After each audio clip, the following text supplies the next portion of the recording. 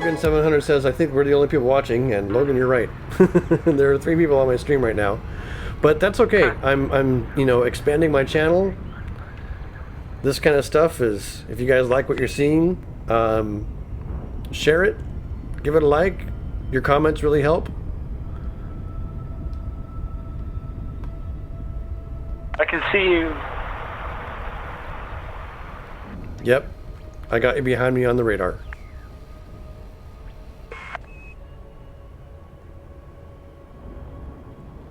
I am having a, so Drink the Rain, I am actually having, when I was doing some landings with the keyboard, it wasn't nearly as smooth as or keyboard and mouse. It wasn't nearly as smooth because I haven't practiced it, really. Using the mouse to fly a ship is a little difficult for me to train and get used to. A game like Euro Truck Simulator, though, I just find it weird. Yeah, you know, it's a matter of getting in the options and making sure you have your controls set up the exactly the way you want them more than anything. Logan 700 is asking when the next KSP episode's coming out. Well, I intend to have that episode come out next on Tuesday. It'll be episode 9. In a live stream that I did, I built a space plane that's ready to fly up to the Kerbal, my first Kerbal space station, and basically we're gonna go up there, move the crew over to the space plane, get them back on the surface, and get them ready for other missions. And then maybe in episode 10 I'll build a retrieval craft to go up, claw the space station, and deorbit it to get that space station retired. We still have people hanging around Duna. I've never managed to get to space. In Kerbal Space Program? Yeah, I mostly build like planes and just fly around and mess around. With the new aerodynamic model they have in the retail release, it's much more aerodynamic sim-like. I mean, they have a lot of helpers and they do cheat some. They freely admit that because they want the game to be accessible to a wider audience. Especially when you take into consideration designing your own planes and making them fly unstable. But the fundamentals are there. It gives you a good chance to know what it's like to actually design an airplane.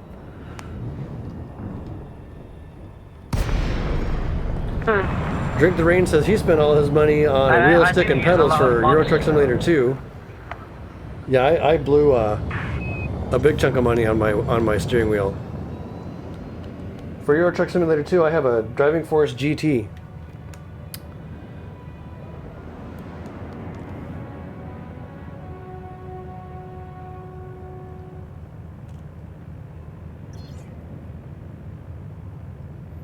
Drink the Ring says, and also, thanks for your tutorial. I got to orbit and landed safely.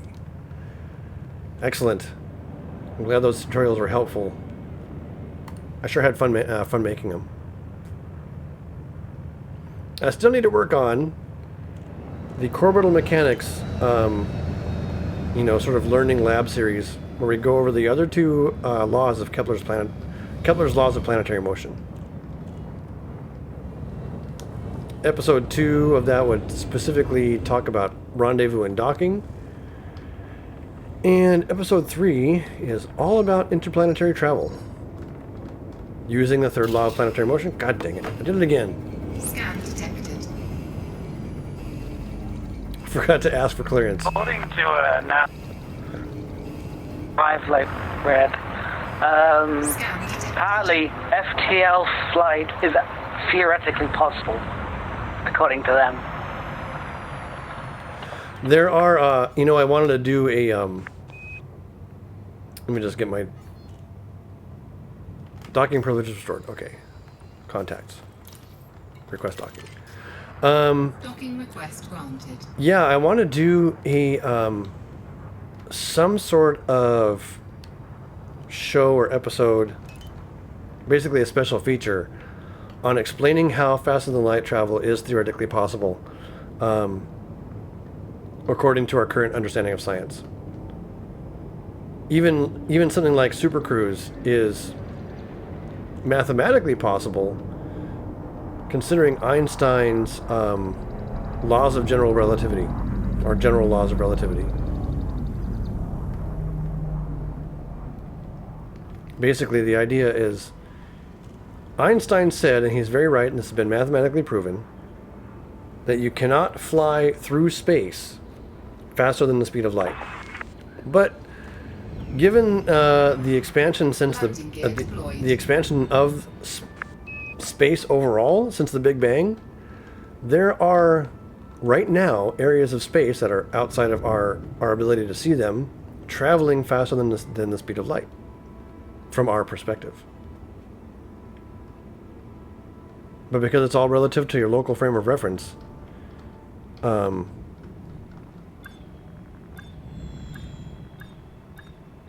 they don't, it doesn't, you know, they're not moving faster than the speed of light where they are. It's just space itself is expanding. Engines disengaged. Yeah, yeah, exactly. Drink the Rain says through space doesn't mean you can't bend it. And that's the idea. You take space itself, bend it, fold it through an extra dimension. You only need one extra dimension to be able to bend and fold space. Les commodities market. Yeah, and as long as you can do that, Bob's your uncle. Yep. I love that phrase, Bob's your uncle.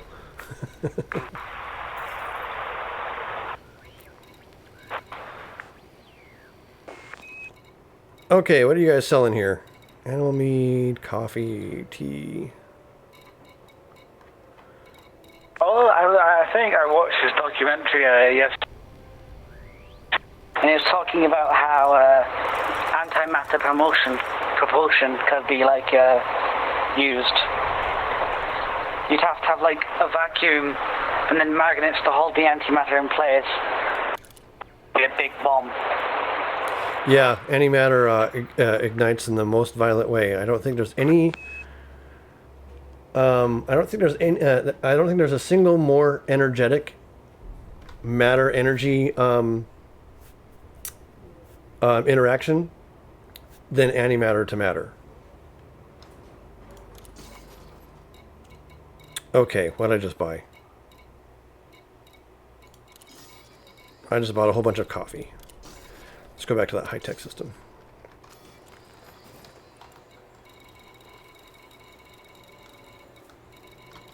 I gotta go, dude.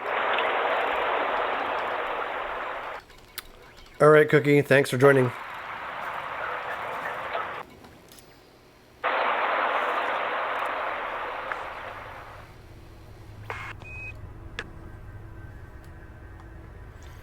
If you guys are tuned in on the channel watching the stream and want to join me, please feel free to do so.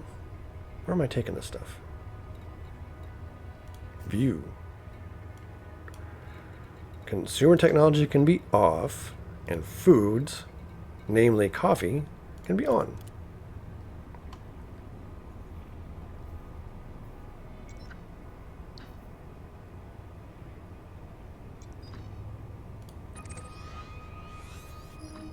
Plot a course back to Ross 878.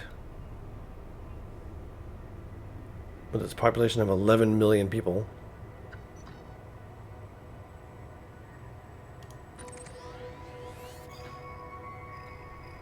Yeah, that's good enough for me.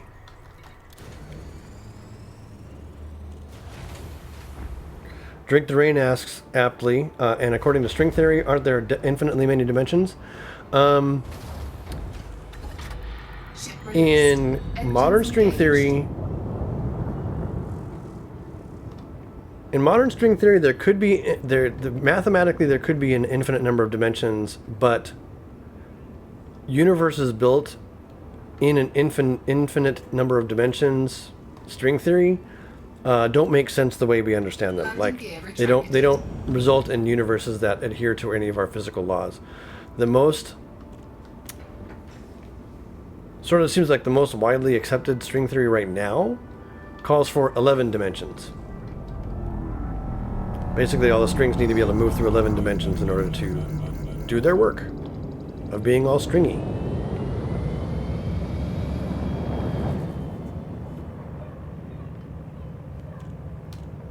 This is going to be a bigger dock or bigger jump to Dasbog.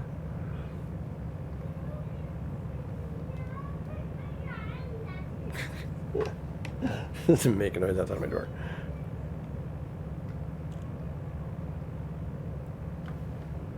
Oh goodness!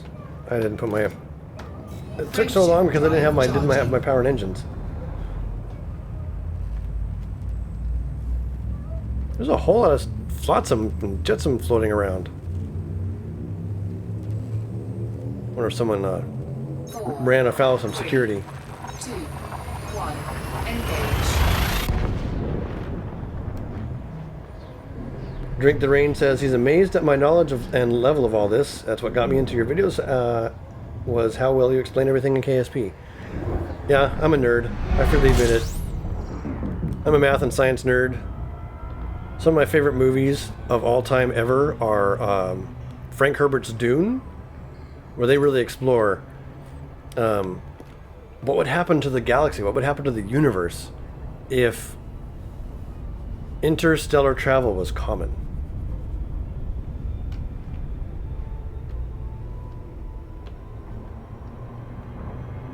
Okay, we need to get ourselves out of this gravity well. It's only... There we go. Get my frame shift drive going. Yeah, I watch a strong signal source. I watch a lot of... If you look at my... I'm not sure if my history is actually shared on my YouTube channel, but I actually watch a lot of YouTube videos on 4, 3, string theory, 1, engage. rocket science, particle physics.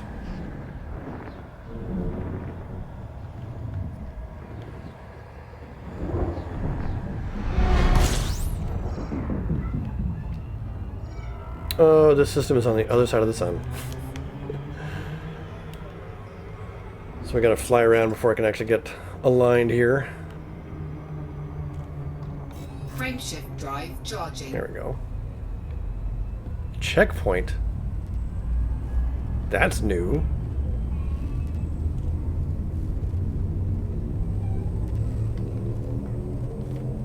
Four, 3, 2, 1, engage. I wonder what that warming symbol next to my info tab is.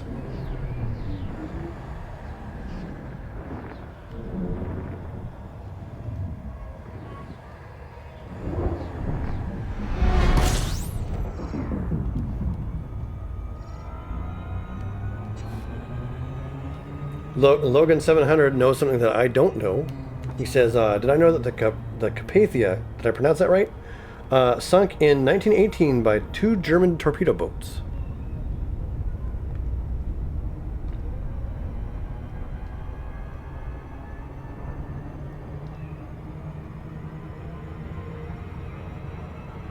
Drink the Rain asks, how do you make money in the game? Like, obviously right now in trading. Yeah, there are a few ways to make money in the game. Trading is a pretty straightforward and simple way to make money in the game. Buy low, sell high. Another way to make money in the game is by doing missions, and those can involve any kind of thing like trading. Sometimes they give you the cargo, sometimes you have to go find the cargo. There are kill missions, kill bounties out there to go kill NPCs basically. You can just go bounty hunting. I have a ship outfitted for bounty hunting. Basically, I can just fly around, scan any ships that are in Super Cruise, see if they have a bounty that's worth going after, and blow them up and claim it. You can outfit a ship with... Frameshift drive charging. I'll be jumping in frameshifts this whole time. You can outfit a ship with mining gear and go to asteroid belts and actually mine the asteroids and then sell the raw materials.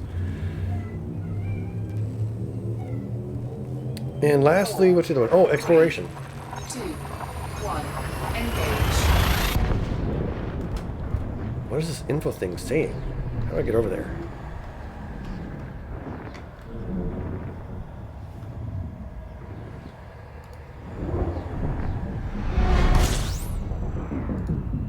Proximity, impact. Oh, whatever. Okay, we're in the correct system finally. And Jake's Enterprise is over this way.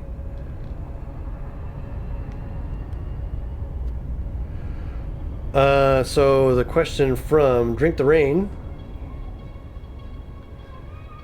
is how do you get a larger ship for trading? So, my guideline for buying a larger ship is making sure that I have about twice as much money as I need for the ship itself so that I can actually utilize its cargo space. But basically, I'll show you in Jake's Enterprise, you can go in and buy, go in the shipyard and trade out your current ship for some money and buy a new ship. Or if you have enough money to just buy it outright, you can buy another ship that's bigger. And the ships themselves can be upgraded.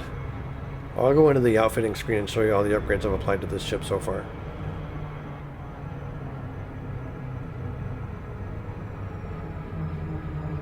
So usually the sort of the career path or the upgrade path for a trader is you get a small trading vessel, like and you can get it relatively quickly from your starting ship. From your sidewinder, you can get into a hauler pretty easily. The hauler can take like 12 or 16 tons of cargo. Once you buy some expanded cargo bays and things for it. But you just save up a little bit, buy the stock hauler, take on some courier missions.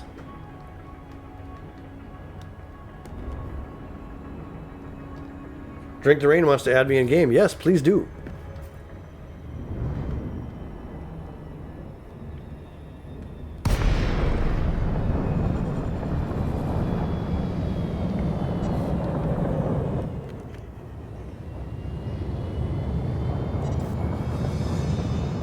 And we are in range to ask for docking.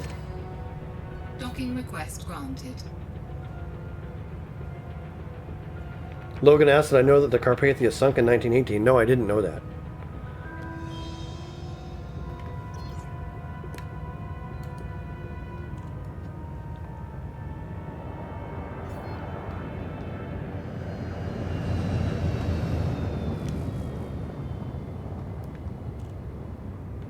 We should have someone be in charge of trivia. The username to add is... What is my username? I'm pretty sure it's Ether Dragon. ETH. Here, let me put it in the... let me dock, and I'll stick it in chat. How about that?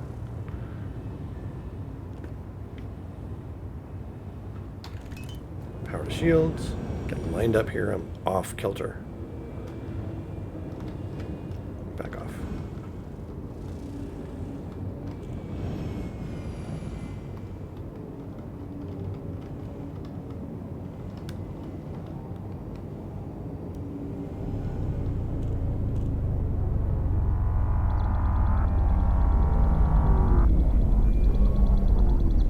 Pad 26, right down here. Landing gear extended.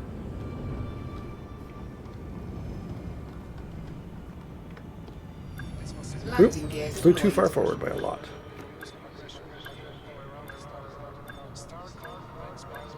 Hit the old reverse here, we're good. So I have my throttle configured where basically 50% throttle is quote-unquote neutral. Pull the throttle back and I automatically hit backwards. Okay, we're going to take a look at some outfitting and stuff so we can go over what my current ship has. But first, sell everything we own. Oh, no major. Another loss. That's only 3,000 credits. I'd rather get the money back and be able to use it to move cargo than go chasing around. So, you start off with a Sidewinder. It's a free Sidewinder, so you don't actually, I don't think you get any money for trading it in necessarily. But the Sidewinder has 4 tons of cargo capacity by default. I think you can expand that maybe up to 10 tons. I can't remember exactly how big you can make the Sidewinder. And once you get to that point, you'll do some trading, do some courier missions, whatever, just to get some cash injection, put a couple of upgrades in your Sidewinder. The next step for traders, for people who are trading, is typically the hauler. And it comes with I'm pretty sure it comes with a 12-ton cargo capacity. We can take a look even. The Eagle, here it is, yeah. Oh, cargo capacity 8 tons. But if I remember right, you might be able to get that up to 18 or even 20 tons of cargo if you throw out some of the scanning equipment that you don't need. If you're more combat oriented, like dogfighting, you save up a little bit of cash and get into an Eagle. And once you get an Eagle, You can make some pretty decent money pretty quickly using doing some bounty hunting. The adder clocks in at 87,000. This is geared towards exploration, but it's actually pretty good for cargo running because of its jump range. It has a laden jump range of 8.4 light years, whereas the hauler is only 8.08. And you can upgrade this frameshift drive pretty massively to even extend that. The Viper, that's what I use for bounty hunting. Cobra Mark III, I used that for a long time. It's a pretty good hybrid ship for doing trading. It's got a pretty big jump range of 9.78 stock jump range. And then I went from the Cobra had 18 tons capacity stock, and I think I was able to get that up to like 48 tons of capacity purely for trading. And then I sold that and upgraded to the Lakon Type 6, which starts off with 50 tons. So, I'm sorry for the delay, Dark there, Drink the Rain. This should be my Elite Dangerous pilot name.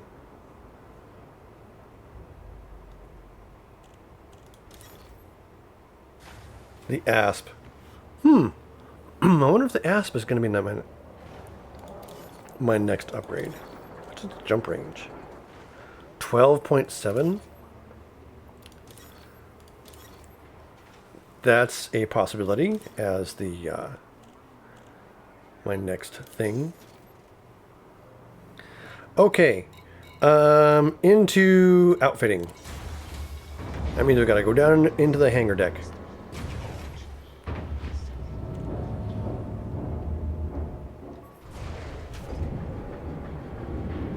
New friend request. There it is. Let me go ahead and get that processed.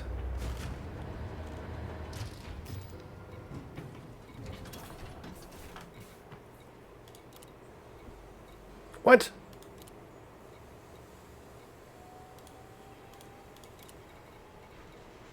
I don't have any paint jobs for this thing? I thought I had paint jobs. I need to go shopping.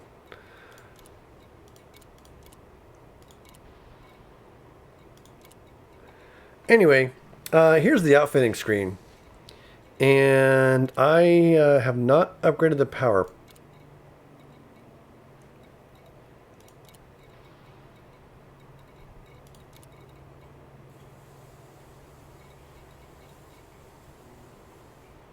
So here's what I've got.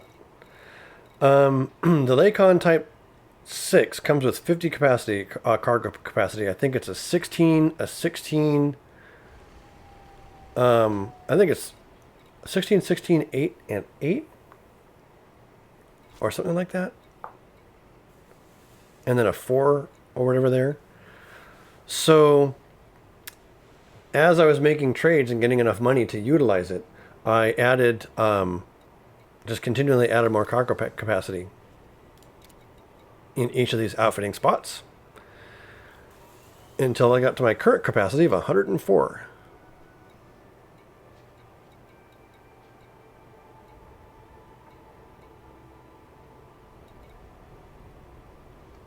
Upgraded the frameshift drive, so I have a Class C frameshift drive. I wonder. Oops. This is a really important. C4.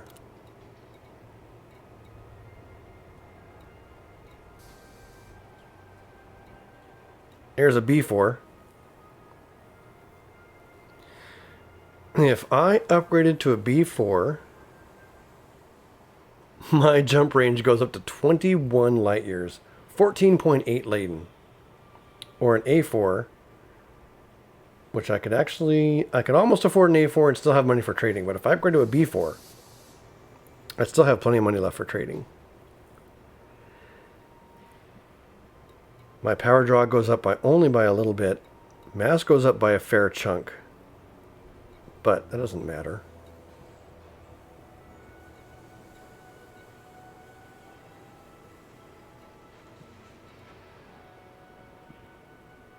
I'm going to do it.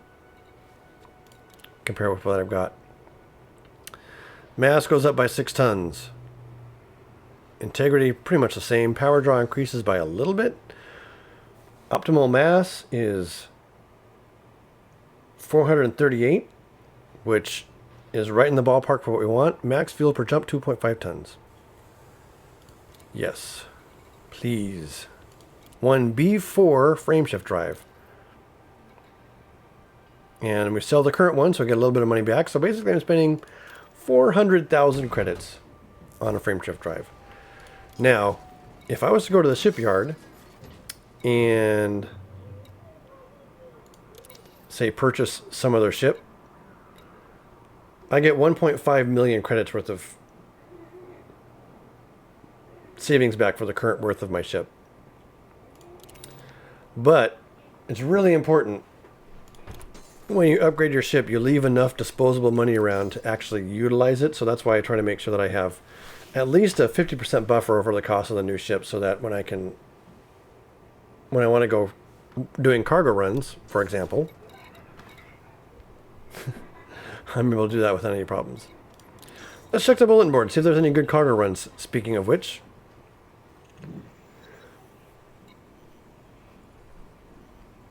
yeah, you can definitely store extra ships. So I have my Viper, my police Viper. Light cargo runs. Mining 8 for miners. Really, what's this? I'm in a bit of a bind, Commander. I told the Raiders of Ross that I'd be able to source them some painite. That was a week ago. And so far no one who's looking for painite has had any luck. Just 1 ton of painite should do it. Interesting.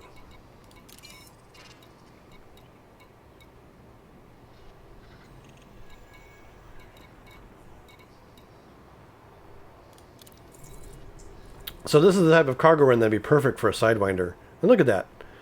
15,000 credit reward for 3 tons of cargo of bioreducing lichen. And if you accept that, they actually give you the cargo. You don't even need to go buy it anywhere. They just give it to you. And then you go take it. That's why there's that fine associated with it. Finding osmium is a pain.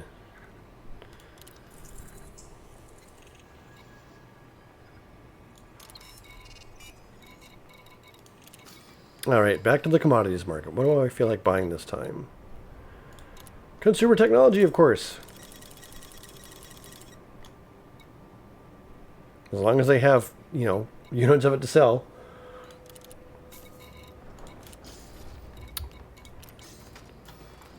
And again into the galactic map.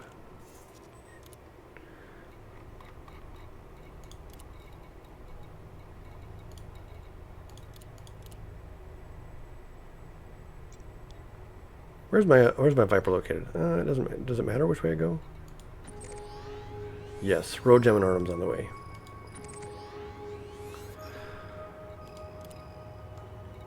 We are operating in the Castor region. Oh yeah, I forgot. Escape. Friend request. Accepted. Now friends with Commander J.A. Stukov. Did I pronounce that right?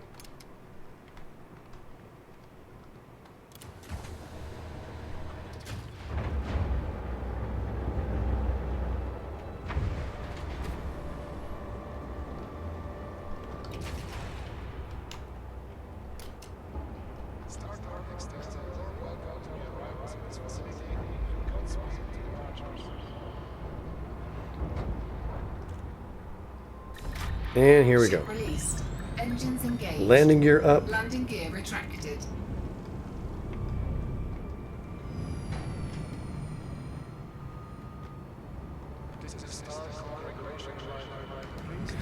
So this Sunday stream is it's new to me. I won't necessarily be able to do them every Sunday, but I'll try and let you guys know ahead of time if I'm doing one or not. I do plan on doing a stream every single Wednesday for at least a couple hours, so you can look forward to that. It's kind of a regular scheduled thing.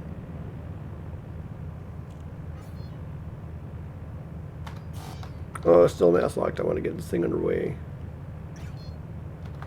Frameshift drive charging. See, we're doing on time. I got about 25 more minutes on this particular run.